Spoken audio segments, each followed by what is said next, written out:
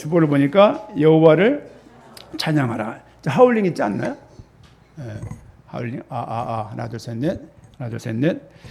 예, 말씀 제목이 여호와를 찬양하라인데 한 주간은 또 찬양할 기회가 또 여러 번 있어서 너무 감사했고요. 오늘 또 우리 글로리아 찬양단 아직 1주는 안 됐습니다. 우리 주보를 보게 되면 우리가 지금 몇 번 모였냐면 전체 42번 모였어요. 42번. 42번 모였는데 찬양단이 딱 이렇게 생겨가지고 앞으로는 좀 지휘자도 세워지고 파트가 좀 더 보강이 되어서 더 아름다운 찬양을 주님께 드렸으면 좋겠다. 그 생각이 또 가지고 있는 제 생각입니다. 우리 말씀 찬송 우리 시편 150편. 저는 그 청년 시절에 잘 안 읽던 책 중에 하나가 시편입니다. 왜냐하면 성경 같지 않아서 저는 시를 좋아했던 사람이었습니다. 그래서 이렇게 우리 현삼한테도 연애할 때 홀로서기 서정윤 지금도 시집이 있어요. 그래서 그 시집을 받고서 그 시를 얼마나 현삼한테 받은 건가 그 시집이? 맞죠? 예, 깜짝 큰일 날 뻔했네. 현삼한테 받은 시집. 또 제가 짝사랑했던 친구들에게도 이렇게 시집을 줬던 그런 기억도 있고 시를 한 60편 외웠었는데 지금 다 잊어버렸어요. 다 잊어버리고 그렇습니다. 어쨌든 이 시편을 통해서 성경 중에 가장 양이 많은 책이 어디냐? 시편이에요. 그렇죠? 우리가 시편을 말할 때 시편 1장, 2장 안 그래요. 왜냐하면 시편 1편이 1편과 2편이 연결된 시가 아니에요. 각각 독립된 시입니다. 마태복음 1장, 28장 이렇게 말하는 것은 내용이 연결되어 있기 때문이에요. 시편은 각각의 하나 완성된 그 작품인 거죠, 이렇게. 그렇죠. 그래서 오늘 시편 중에 150편이 있는데 아마도 시편을 더 많았을 것입니다. 근데 시편을 편집을 하면서 마지막 장에다가 150편을 위치한 이렇게 이 찬송을 이 시를 이것을 두게 하기 위한 마지막 결론으로 둔 이유가 뭘까를 생각을 해볼 수밖에 없는 것이죠. 책을 읽는 사람으로서 무슨 이미지라고 책을 생각하고 읽을 거 아니에요. 그냥 읽습니까? 그렇지 않거든요. 예를 들면 제가 예를 들면 독서 치료할 때 썼던 책 중에 김연경 씨가 쓰는 사람 풍경이랄지 좋은 이별, 만개 공감 많이 있는데 그런 책들도 각각의 의도하는 바가 있습니다. 시편도 의도하는 바가 있죠. 다윗이랄지 또 아삽이랄지 고라랄지 또 모세시랄지 한 다양한 사람들의 150편의 시를 모아있는데 이 시의 마지막 작을 시를 다 골라내서 150개를 만들었고 마지막 내용을 150편으로 결론 내리는 거예요. 같이 읽도록 하겠습니다. 안 보이죠? 예, 됐습니다. 같이 시편 150편 읽겠습니다. 할렐루야. 그의 성소에서 하나님을 찬양하며 그의 권능의 궁창에서 그를 찬양할지어다. 그의 능하신 행동을 찬양하며 그의 지극히 위대하심을 따라 찬양할지어다. 나팔 소리로 찬양하며 비파와 수금으로 찬양할지어다. 속옷 치며 춤추어 찬양하며 현악과 통소로 찬양할지어다. 큰 소리 나는 제금으로 찬양하며 높은 소리 나는 제금으로 찬양할지어다. 호흡 있는 자마다 여호와를 찬양할지어다. 할렐루야. 아멘. 이따가 말씀을 드리겠습니다마는 이 시가 뭐로 시작합니까? 뭐로 끝납니까? 그래서 할렐루야 시예요. 이 내용들이 149장 9편도 그렇고 148편도 그렇고 147편도 그렇고 146편까지 이게 할렐루야 시예요. 할렐루야 뜻이 뭡니까? 여호와를 찬양해라. 오늘 150편 내용을 보게 되면 찬양하라, 찬양하며, 찬양할지어다. 찬양이라는 내용들이 한 11번 할렐루야가 같은 의미로 포함하게 되면 한 13번 정도를 오늘 이 마지막 편에서 찬양이라는 말씀을 쓰고 있습니다. 결국 시편을 통해서 저자의 의도는 뭐냐면 여호와를 찬양하고 싶어 했다. 이건 단순하게 성가대해라, 단순하게 찬양단이 되라, 단순하게 중창해라 이런 의미 아니에요. 전 인생을 통해서 여호와를 찬양해야 되는 거예요. 이름은 안 나와 있지만 다윗의 시로 추정합니다. 150편은 보통 이름이 다 나와 있거든요. 내용을 구성을 보고 전체를 보면은 다윗의 시로 여겨집니다. 다윗을 생각해 보십시오. 양을 치다가 어느 날 왕이 되어서 한 개인이 당할 수 없는 너무 많은 고통들을 당한 거예요. 이렇게 많은 고통을 당할 수가 있을까 하는 그 장본인이 다윗입니다. 그 다윗이 인생을 돌아다보면서 이 시를 쓴 거예요. 결론은 뭐냐? 여호와를 찬양할 수밖에 없구나, 그겁니다. 청년들은 잘 모를 겁니다. 어른들은 삶을 살아오면서 많은 어려움들을 겪어요. 물론 여러분도 겪을 겁니다. 여러분도 겪게 될 것이고, 돈이 얼마 있고 없고 상관없이, 건강이 좋고 안 좋고 상관없이, 개인적인 실력이 있고 좋고 상관없이, 아니면 개인적인 IQ가 좋고 나쁘고 상관없이 살아가면서 많은 문제를 당할 것이에요. 그게 인생사입니다. 그렇죠? 그런 가운데 여러분 모두가 다윗처럼 여호와를 찬양하라, 이 고백이 우리 모두에게 있기를 부탁드립니다. 그렇죠? 시편은 사실은 성경으로 인정받기에 어려웠던 책입니다. 왜냐하면 많은 비평이 있었어요. 이게 무슨 성경이냐 라고 말을 했어요. 그런데 이 시편을 성경으로 인정하게 된 그 이유 중에 하나가 뭐냐면, 신약 성경에서 1800구절을 구약을 인용을 해요. 직간접적으로. 예를 들면 성막이라는 개념이 계속 흐르고 있어요. 이걸 포함하면 1800구절이에요. 근데 명료하게 딱 인용한 구절은 350구절이에요. 350구절 중에서 구약 성경 79절 정도를 시편이 인용을 해요. 시편을 인용하는 거예요. 신약에 359절 구약 인용이 있는데 명확하게 79절 정도를 시편에서 인용한다고요. 예수님도 15편 정도를 인용을 해요. 시편이 성경이 아니라면, 시편에 하나님의 영감 어린 말씀이 안 들어있다면 인용할 수 없는 것이죠. 그렇죠? 가장 많이 인용했던 성경이 시편이다. 그럴 수밖에 없는 게 양이 제일 많기도 하기 때문이죠. 어쨌든 중요한 것은 이런저런 또 시편 전체 흐르고 있는 어떤 그리스도 목적적인 그런 신학적인 부분들, 삼위일체 하나님에 대한 어떤 그런 부분들, 예수님의 인용, 신약의 인용, 이런 모든 것들이 사실은 이 시편이 성경임을 증명하게 되어지는 하나의 어떤 배경이 되어서 시편을 성경으로 인정하는데 많은 논의 끝에 결국 성경으로 이렇게 대부분 교단에서는 인정하고 있습니다. 사실은 읽게 되면 모세오경은 좀 율법서예요. 역사서는 왕의 위주로 실록의 실록, 역사실록. 오늘은 시가서입니다. 시가서는 뭐가 있죠? 욥기, 시편, 잠언, 전도, 아가서. 요게 시가서예요. 시하고 노래가 들어있는 거예요. 사실 아가서도 노래예요. 욥기는 잘 모르겠는데 시적인 요소가 굉장히 많은 걸 또 볼 수가 있습니다. 어쨌든 이 5권을 시가서라고 말을 합니다. 우선 복이라는 말에 대해서 좀 오늘 말씀을 좀 보고 싶습니다. 복 있는 자.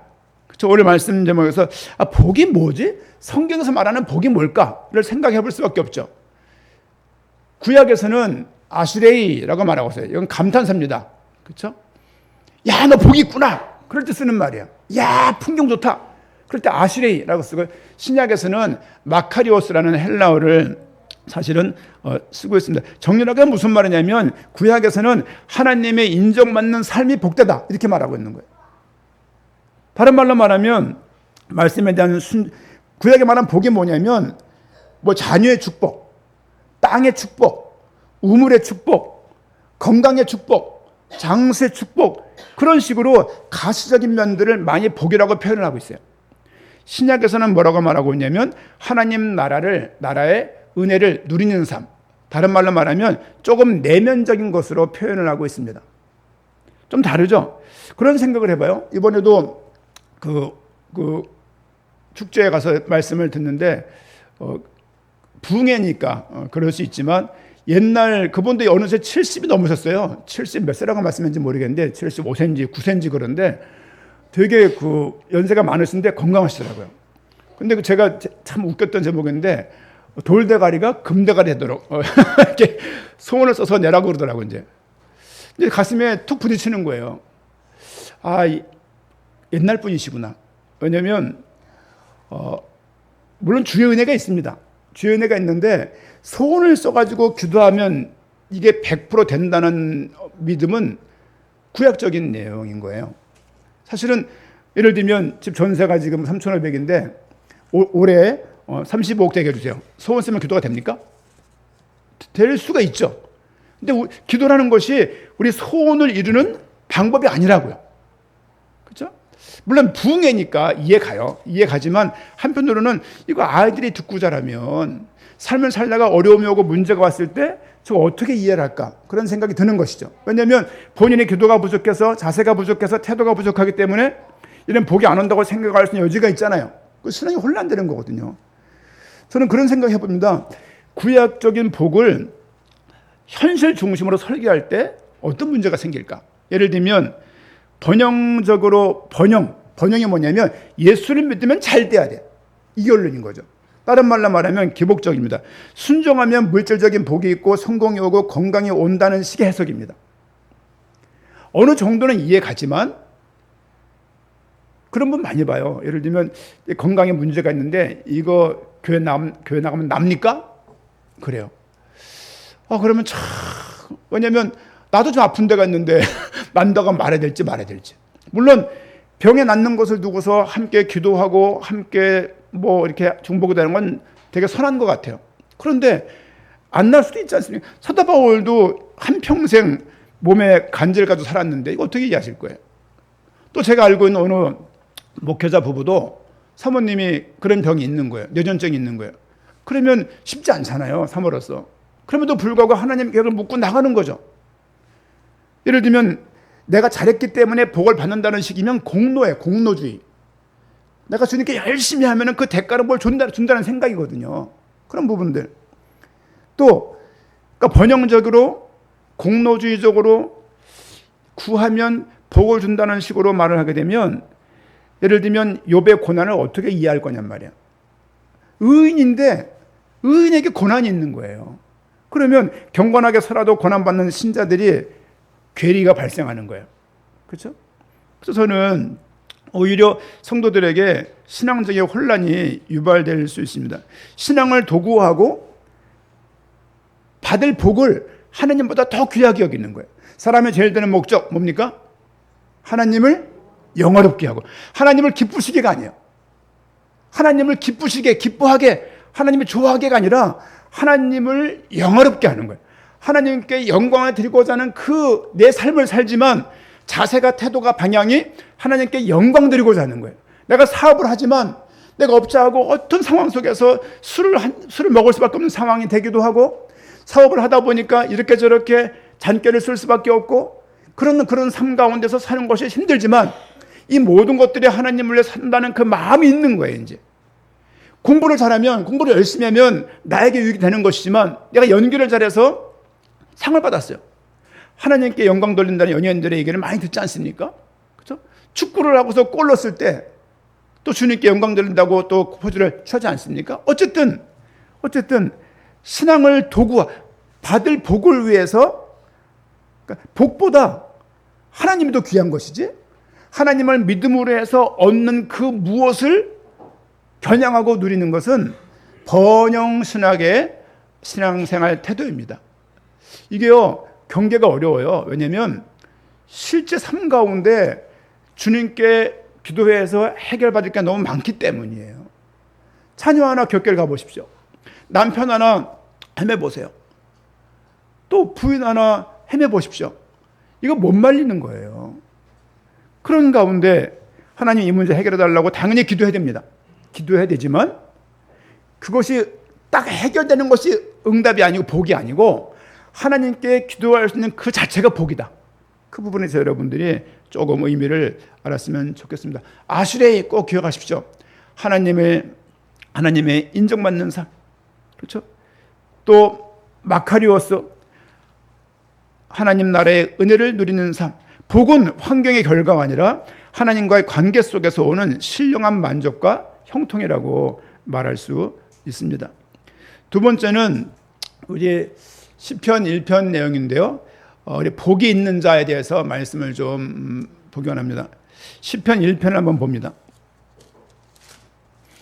시편 150편을 제가 사실 봤는데요. 1편을 이해하고 가야 150편을 이해할 수 있다라고 저는 좀 그렇게 생각이 됩니다. 시편은 어떤 단어로 시작합니까? 지금 1편 폈잖아요, 지금. 어떤 단어로 시작해요? 복으로 시작해요. 시편 마지막 장은 무슨 말로 끝납니까? 할렐루야로 끝나요. 복과 할렐루야. 복 있는 자가 누구냐? 여호와를 찬양할 수 있는 그 사람이구나.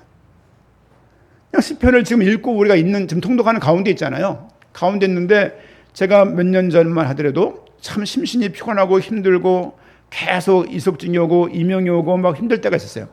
꽤 오랜 시간 동안에. 그때 저에게 가장 큰 힘을 주고 답이 됐던 말씀들이 시편 말씀입니다. 왜냐하면 시편 내용의 대부분 다 고난의 근거예요.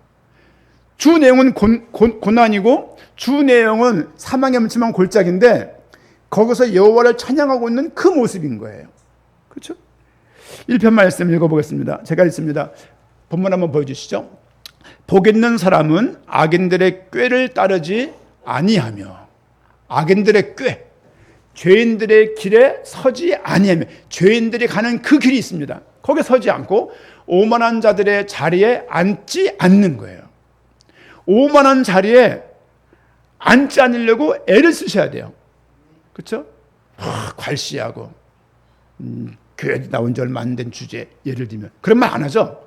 자신도 모르게 그런 눈길이 느껴져요. 그렇죠? 사람들 악인들의 꾀, 죄인들의 길, 오만한 자들의 자리에 앉지 않는 사람이 복 있는 사람이에요. 오직 여호와 율법을 즐거워하여 그의 율법을 주야로 묵상하는 자로다. 여호와의 말씀이 즐거운 거예요. 이번 주 여러분 통독 잘 하셨나요? 네? 많이 무슨 말인가 참여하세요. 교회에서 하자라면요 하는 게 복됩니다. 성정적으로 뭘 하자 그러면 안 하는 인간들이 있어요. 야, 참. 제가 지금도 열댓 명 꼽을 수가 있어요. 꼽을 수가 있는데 여러분에게 복이 됩니다. 복이 돼요. 복이 되고 여러분 말씀을 가까이 대해 보세요. 여호와 율법을 말씀을 즐거워하여 그의 말씀을 율법을 주야로 묵상하는도다.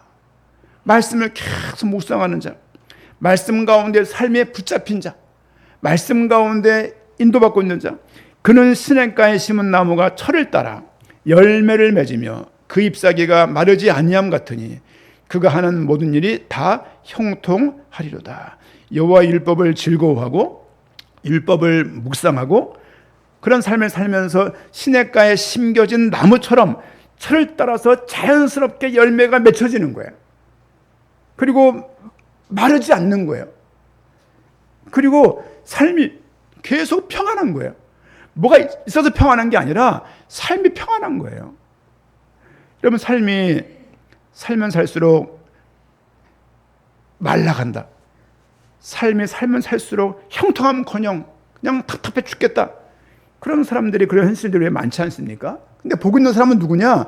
그런 악인들의 꾀, 죄인들의 길, 오만한 자의 자리에 앉지 아니하고 말씀을 즐거워 묵상하다 보니 그 삶 가운데 열매가 단순하게 어떤 육신적인 가시적인 어떤 축복, 대박나는 성공을 임하지는 않습니다. 신약에서 말하는 우리가 지금 견지해야 될 복의 내용은 뭐냐면 내면적인 축복이에요. 그렇죠? 그 중에 하나가 말씀을 사모할 수 있는 마음이 우리 가운데 있는 거예요. 말씀을 보면서 이 말씀 한두 번 봅니까? 물론 못 본 분도 계실 거지만 말씀 이거 뭐 더 심한 말들이에요. 말씀 뭐 이거 수십 번 봅니까? 뭐 그거밖에 안 봤어. 뭐 그렇잖아요. 보통 100번 이상 읽었잖아요, 성경을. 아닌가요? 한 10번 이상을 읽지 않았습니까, 성경을? 아닌가요? 어쨌든 성경 있지 않습니까? 성경도 없나요? 앱으로 있지 않나요? 어쨌든 간에 그럼 말씀을 즐거워할 수 있는 저도 한 주간 내내 말씀을 묵상합니다. 목회자로서 책임이죠. 목회자로서 묶인 자예요. 그래서 말씀을 계속 틈만 나면 말씀을 봐야 되고 말씀 가운데 내려놓고 어떤 말씀을 해야 통독을 또 하지만 통독을 또 한 번 또 하면서 이 말씀 속에 성도들에게 통독하고 지나갔는데 이 말씀을 또 어떻게 수습해드리고 어떻게 말씀을 정리해드릴까 고민을 왜 안 합니까? 그리고 이렇게 하지만 또 내년도에는 말씀을 또 어떻게 봐야 될지 계속 그런 생각들을 합니다. 4절 말씀 보니까 악인들은 그렇지 않대요. 오직 바람에 나는 겨와 같도다. 겨. 그냥 작은 바람에도 훅 날리는 거예요. 누가? 악인들의 삶은 그렇다는 거예요. 악인들의 삶은 열매가 없으며 계속 말라가고 형통함이 없고 바람에 나는 겨와 같아서 이리 흔들리고 저리 흔들린다는 거예요. 이런 문제 오면 이렇게 흔들리고 저런 문제가 오면 저렇게 흔들리는 것이 악인들의 복이 짰는 사람들의 모습이라고 말하고 있습니다. 5절 같이 읽겠습니다. 그러므로 악인들은 심판을 견디지 못하며 죄인들이 의인들의 모임에 들지 못하리로다. 심판을 견디지 못한대요. 믿는 사람들은 환난 속에서 인내하고 인내 속에서 연단을 낳고 연단 가운데 소망을 낳는데 복이 짜는 사람들은 그 자체로 무너지는 거예요. 큰 게 아니고 그런 말 있지 않습니까? 이 접시물에 코바가 죽는다고. 그렇죠? 그런 것처럼 하나님께서 보호하지 않고 돕지 않는 그 사람들은 결국은 심판을 견디지 못하며 죄인들이 의인들의 모임에 들 수 없는 거예요. 여러분 마음 먹는다고 교회 나갈 수 있는 게 아닙니다. 저는 그런 의미에서 교회 나오는 것을 너무 귀중하게 여기는 것입니다. 6절 말씀 보니까 무릇 의인들의 길은 여호와께서 인정하시나 악인들의 길은 결국 망할 것이라고 말을 하고 있습니다. 결국 1편에서 뭘 말하고 있냐면 복 있는 자를 말하고 있는 거예요. 복 있는 개념이 복 있다는 말이 무슨 말입니까? 사실은 오늘 1편에서는 복 있는 자와 그리고 복이 없는 자, 복 있는 자와 악인에 대해서 말씀을 하고 있습니다. 삶의 방향은 분명히 두 갈래 길이에요. 성경을 보니까 시편 1편은 전체를 무는 시편 전체를 여는 문입니다. 다윗은 인생에서 단 하나의 중요한 갈림길이 있다라고 말합니다. 하나는 뭐냐면 하나는 하나님의 말씀에 뿌리를 내리는 의인의 길이고 하나는 자기 뜻대로 사는 악인의 길입니다. 예배할 수 없다. 이 자체가 하나님 말씀에 순종할 수 없다는 의미예요. 그런 의미에서 천국 이전에 지옥 이전에 하나님께 예배할 수 있도록 돕는 것은 굉장히 중요합니다. 예배는 방송 보고 계신 분들 예배는 방송으로 드리는 거 아닙니다. 예배는 교회 찾아서 공동체와 함께 떡을 떼며 교제하면서 함께 예배를 드려야 돼요. 그렇죠? 오늘은 이 목사님, 다음 주는 저 목사님, 수요일은 이분, 금요일은 저분 이렇게 하면서 자기 생활을 살고 그 예배 아니라고요. 그렇죠? 우리가 언제 그렇게 예배 드렸다고요? 전쟁 때에도 예배를 드렸어요. 그렇죠? 많은 어려움 속에서도 예배는 드렸습니다.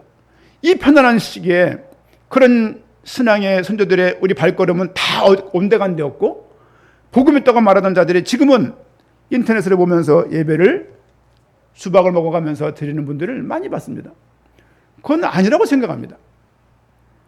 삶의 방향은 하나님의 말씀에 뿔을 내리며 복 있는 자의 삶을 우리는 살아내야 될 것입니다. 진정한 복은 말씀을 따르는 삶에서 나온다는 것을 강조하고 있어요. 말씀을 주야로 묵상하는 자, 말씀을 주야로 즐거워하는 자, 그렇죠? 말씀을 통해서 보세요. 말씀을 전하는 자, 말씀을 선포하는 자 아니에요. 말씀을 즐거워하고 말씀을 묵상하는 자예요. 여러분 소요리 문답 1문답 소요리 문답은 뭐냐면요.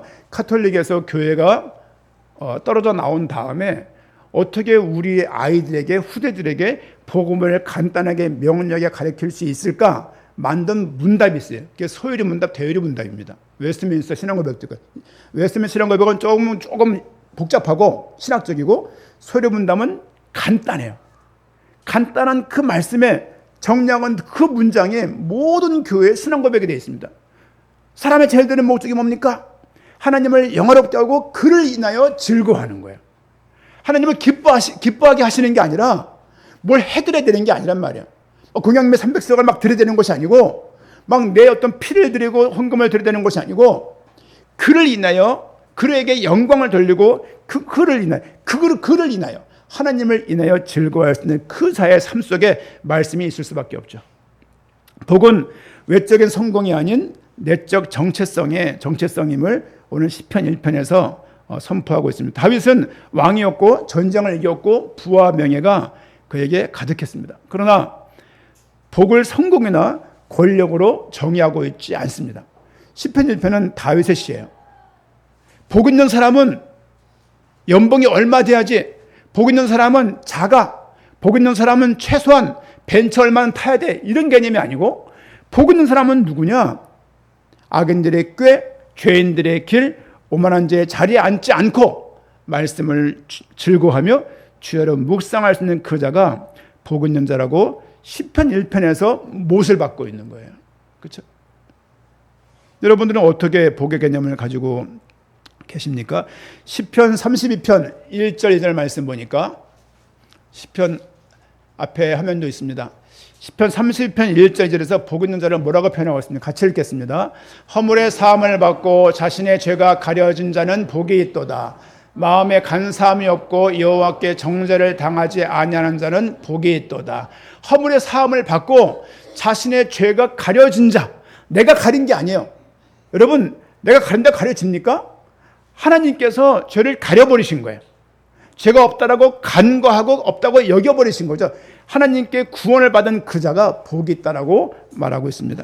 시편 34편 8절 말씀 보니까 같이 화면에 있습니다. 같이 읽도록 하겠습니다.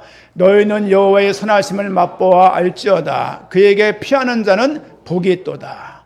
여호와의 선하심을 맛보아, 네가 경험해보지 않았냐? 하나님이 얼마나 선하신 분이신 것을 네가 알지 않냐?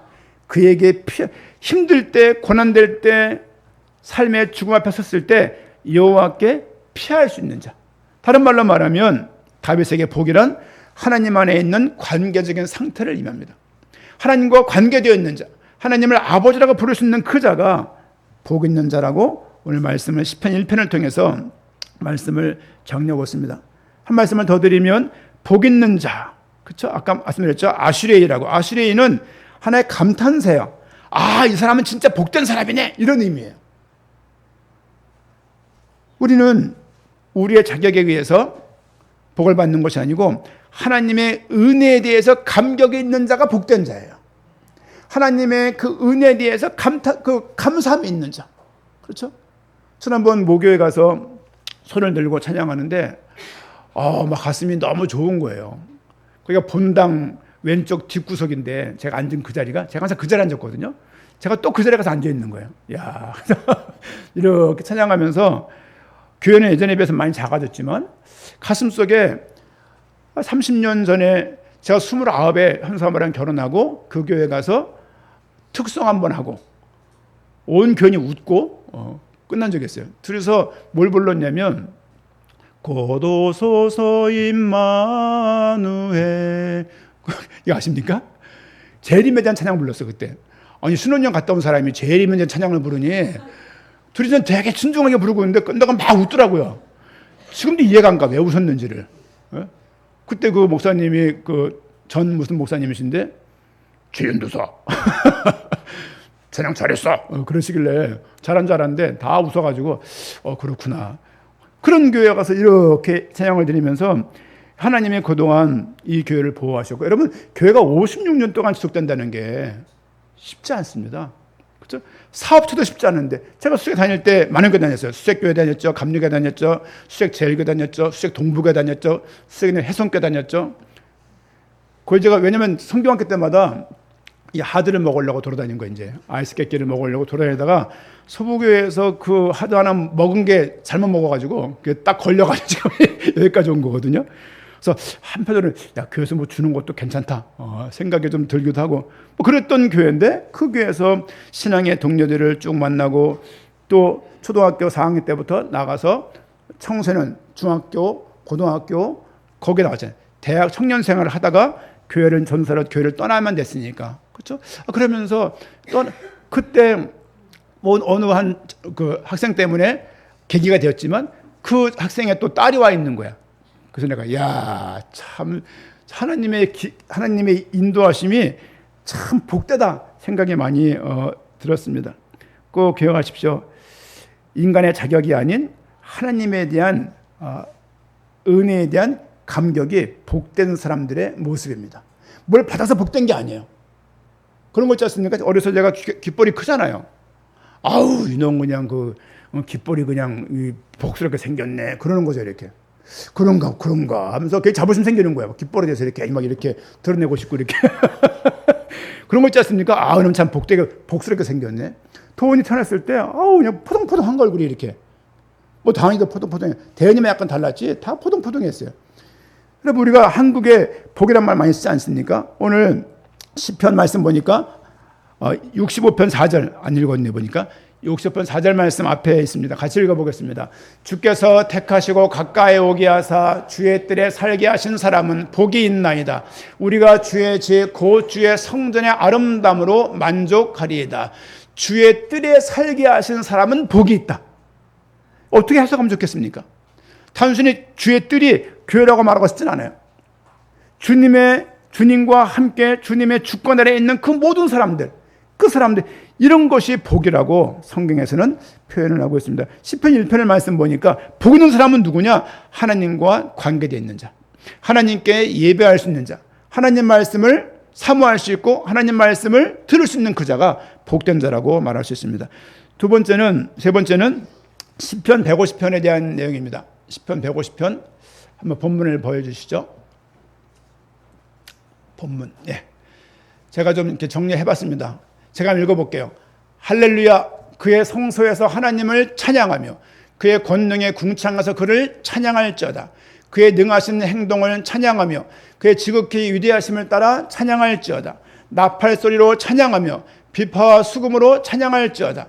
소고치며 춤추어 찬양하며 현악과 퉁소로 찬양할지어다. 큰 소리 나는 재금으로 찬양하며 높은 소리 나는 재금으로 찬양할지어다. 호흡 있는 자마다 여호와를 찬양할지어다. 할렐루야. 이렇게 끝이 납니다. 같은 글에 같은 단어를 사용하는 것은 좋지 않아요. 그렇죠? 글 잘 쓰는 사람들은 다르게 표현합니다. 음악하는 사람도 같은 리듬이라 하더라도 다르게 표현할 수 있잖아요. 이번에 그 교회를 가니까 찬양팀 참 음향이 너무 좋다고. 음향이 너무 좋아서 여기 우리 하은이, 예은이, 또 우리 지연이, 진리, 대현이가 와서 이런 거 좀 하면 좋겠다. 저런 거 언젠가 만들어줘야지 생각했었죠. 지금은 좀 어렵잖아요. 이게 결혼 왔어요. 아직까지 음향이라서. 그러면서 너무 좋은 거야. 찬양도 같은 찬양인데 힙해, 찬양들이. 요즘 찬양. 요즘 옛날처럼 지금까지 이런 게 아니라 되게 힙하게 이렇게 하는데 너무 좋았어요. 전 좋더라고 보니까. 따라 부를 수 없지만 좋은 거예요, 이렇게. 여러분, 여호와를 찬양한다는 것이 얼마나 감사합니까? 그렇죠? 생각을 해보니까 어릴 때 막 성가대 서가지고 막 연습하고 막 구사리 먹고 막 화 만드는 변성기대 내려갑니까? 막 그냥 뭐 입만 벌리고 있는 거지 목소리 안 나와 그냥 막 그래가면 노래 불러가면서 그때 했던 그 찬양들 그러면서 성장하면서 찬양 굉장히 또 제가 했던 그 양우리 교회는 반주자가 평일날 없잖아요. 수요일날 금요일날 그러니까 막 그냥 앙으로 깡으로 불러야 되는 거예요. 이제 그러니까 목소리가 그때 쉬어가지고 그때 뭐 회복이 안 되는 거예요. 이제 계속 하면 컬럭컬럭대고 또 그게 또 지하였잖아요. 또 이제 교회도 지하, 집도 지하 그러다 보니까 이게 목이 막 또 직장은 서고 책에 먼지가 많잖아요. 그러니까 기본적으로 제가 목이 안 좋아요.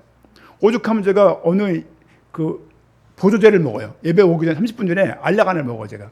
그나마 목소리 좋게 하려고 그 비싼 거를 1,000얼마야 한 달에. 근데 그거를 아까워서 주일 아침만 먹어요. 얼마나 근데 목이 좀 편해.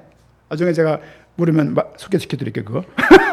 어쨌든, 우리 할렐루야에 대해서 한번 말씀을 보고 싶은데요. 할렐이라는 단어는요, 할렐루, 앞에 있죠? 할렐루는 뭡니까? 찬양하라. 그런 말이에요. 야는 뭐예요, 야? 여호와의 축약형이에요. 그러니까 할렐루야는 여호와를 찬양하래요. 믿음 넘는 것들이, 믿음은커녕 교회도 못 나가는 사람들이 찬양해야 되죠. 근데 의미를 알겠냔 말이야. 기쁨이 있겠냔 말이에요. 그렇죠? 작년 10월 말에 시청에 나가서 위메이커인가요? 그 찬양을 막 합창을 모여서 사람께 찬양하는데 그 감동이 그렇죠? 어렸을 때 제가 그 대곡을 처음 불러봤어요. 그때 본향을 향하니 아십니까 여러분들? 막 그런 그 이후로 불러본 적이 없는데 막 그때 그런 찬양을 부를 때 막 은혜가 있는 거예요. 또 주기도문 이런 찬양들이 얼마나 또 은혜가 됩니까? 여러분, 하나님을 찬양한다는 것은 복 있는 사람의 기본적인 삶의 태도예요. 그렇죠? 우리가 어떤 사람인가? 복 있는 사람이다. 어떻게 살아야 되는가? 무엇을 위해 살아야 되는가? 여호와께 찬양을 드리며 영광을 드리는 삶이 우리 삶 가운데 있어야 한다가 오늘 전체 시편 150편과 1편의 의미이고 방향입니다. 하나님은 찬양받으시기에 합당한 분이십니다. 2절 말씀 보니까 150편 말씀 봅니다. 150편 2절 말씀 보니까 앞에 있네요. 2절 말씀 보니까 그의 능하신 행동을 찬양하며 행동입니까? 150편 2절 그의 능하신 행동을 찬양하며 그의 지극히 위대하심을 따라 찬양할저다. 하나님은 찬양하기에 합당한 분이시라는 얘기입니다. 그렇죠?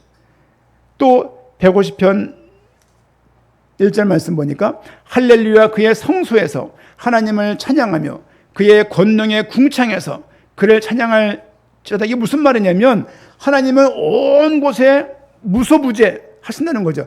성소에도 계시고 공간에도 계시고 이 땅에도 계시고 모든 삶 가운데 하나님이 함께 계심을 임재의 장소가 살아가면서 모든 삶에 있는 곳에서 성막 중심 다윗은 성막을 중요시 여겼어요. 그래서 성가대를 중요시 여겼고 성막에서 항상 여호와를 찬양했고 악기까지 늘 반주하면서 연주하며 주를 찬양했던 사람이 다윗입니다. 가끔 우리 하은이 여인이 보면 부러워요. 우리 애들은 피아노 보내면 안 가. 피아노 가방에다 메뚜기다 먹어. 애들이 막 그러지.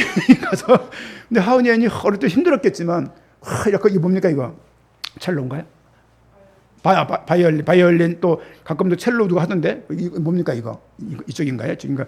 풀려 하는 거 보면은, 참 잘했다. 싶은 거예요. 여러분, 개축교회 반주 하나 없어 보세요. 아주 그냥 뭐, 장난 아니에요. 목 다 쉬어가지고. 근데 반주자가 딱 이렇게 있고, 찬양팀에 딱 있고, 또 대현이는 또 나는 고민하는 거야. 수예배 듣고, 목사님이 무슨 말씀 하시나 듣고, 그거가 묵상하다 연관되어 있는 것도 하려고 또 막 찾아보고 막 그런 거. 지난주 보니까 또 미랄이라는 찬양하더라고. 수요일 날 그때 그 한날에 미랄 설명했었거든요. 그런 걸 보게 되면 고민을 하는 거야, 이게. 이 자체가 아름다운 거예요.